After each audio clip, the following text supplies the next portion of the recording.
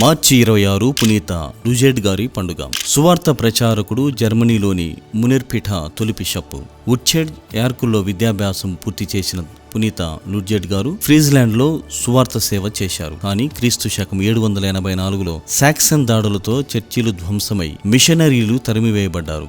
ఆ క్లేశ కాలంలో విశ్వాసులు రహస్యంగా జీవిస్తూ మత స్వాతంత్రంకై దేవుని ప్రార్థించారు. కష్టకాలంలో దూరమైన లుడ్జెడ్ ప్రార్థనతో తిరిగి వచ్చి మరింత ఉత్సాహంతో సువార్త ప్రకటించి అనేక మందిని దేవుని వైపు నడిపించాడు. అందుకే ఆయన పశ్చిమ ఫాలియా అపోస్తలుడు అయ్యాడు. పునీత లుడ్జెడ్ గారు తమ సాధుత్వం, దానగుణం, పవిత్ర జీవితంతో సాక్సన్ ప్రజలను దేవుని వైపు నడిపించారు. అన్ని దేవతలతో మేలు లేదని గ్రహించిన అనేక మందిని క్రైస్తవ విశ్వాసంలోనికి తీసుకువచ్చారు. బిషప్గా అభిషేకింపబడి సహనం, శ్రద్ధతో ప్రజల విశ్వాసాన్ని దృఢపరిచి మంచి కాపరిగా సేవ చేశారు. క్రీస్తు శకం 809లో ప్రభువులో నిద్రించారు. పునీత లుడ్జెరుగా